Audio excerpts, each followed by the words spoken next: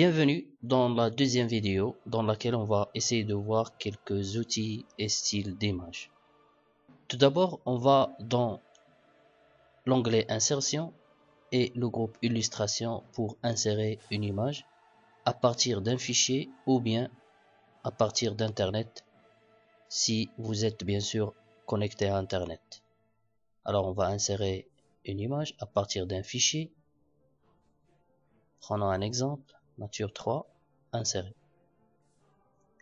Une fois l'image insérée, on va constater l'apparition de l'onglet intitulé Format qui permet, avec ces 4 groupes, de modifier l'image et lui appliquer bien sûr un ensemble de changements et de modifications.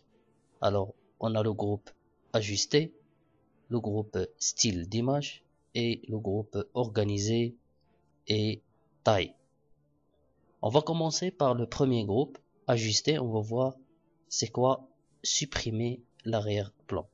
Alors, c'est une option qui permet de supprimer quelques parties et portions de l'image qu'on ne veut pas garder. Par exemple, pour cette image, on veut garder seulement l'arbre avec un peu de gazon et éliminer le nuage. Alors, supprimer l'arrière-plan. On va essayer de modifier ou bien augmenter un petit peu la taille.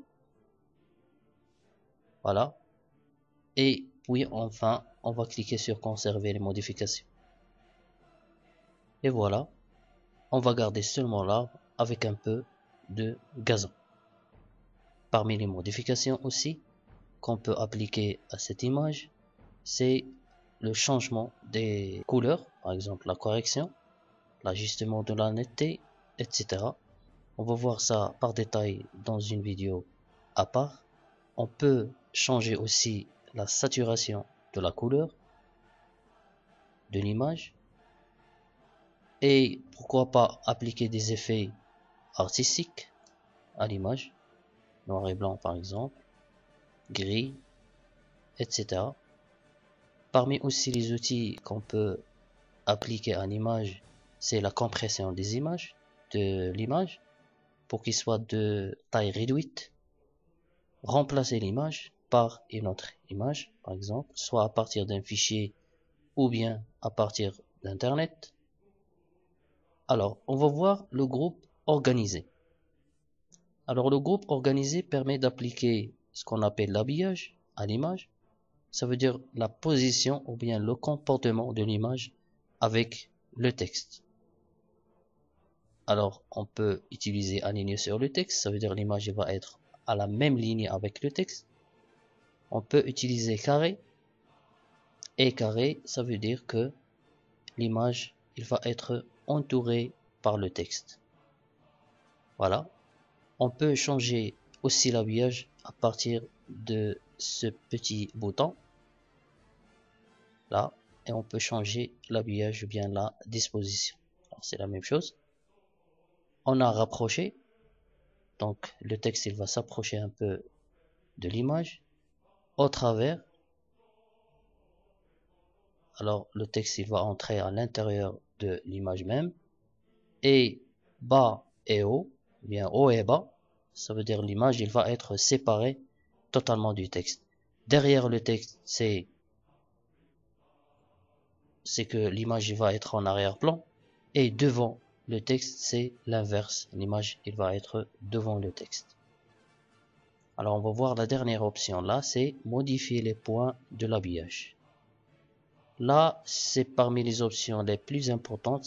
Pourquoi? Parce que il va nous permettre de changer les points, bien les points d'habillage de l'image, et comme ça, le texte il va s'approcher davantage de l'arbre et du gazon.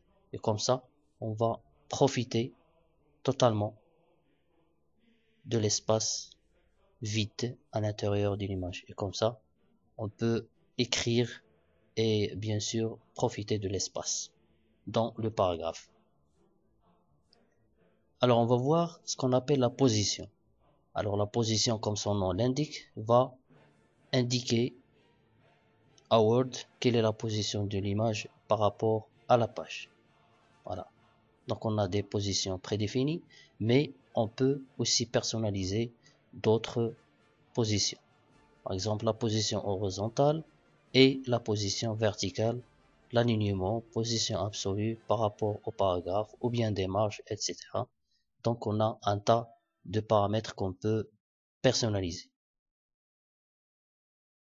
Aussi, on va parler de la rotation. Alors, pour la rotation, comme son l'indique, permet d'ajouter une rotation à l'image, faire pivoter par exemple de 5 degrés, par exemple. On passe maintenant au groupe style d'image. Alors, comme son nom l'indique, il va nous permettre d'ajouter quelques styles à l'image, par exemple encadrement, un style appelé réfléchi en relief noir, par exemple respective réfléchie droite, aussi respective en relief.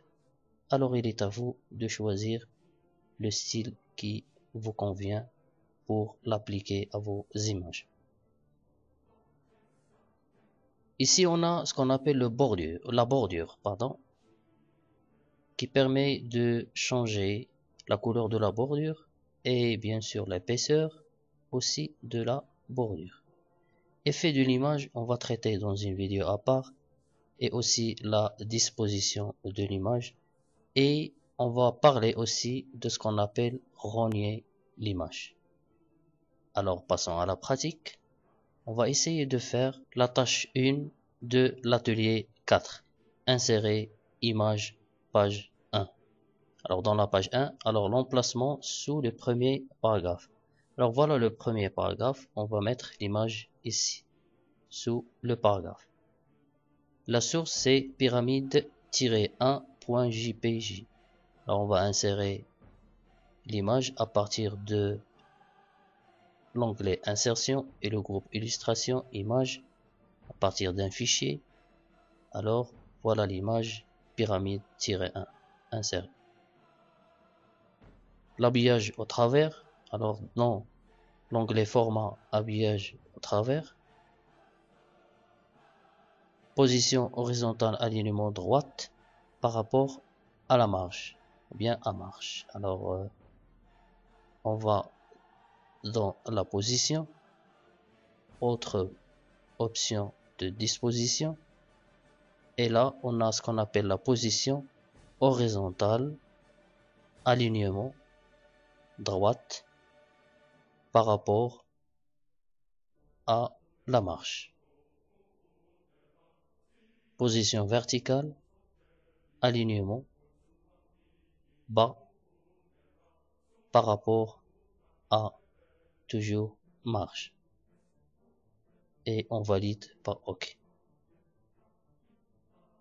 Style d'image, perspective en relief. Alors le style d'image c'est perspective en relief.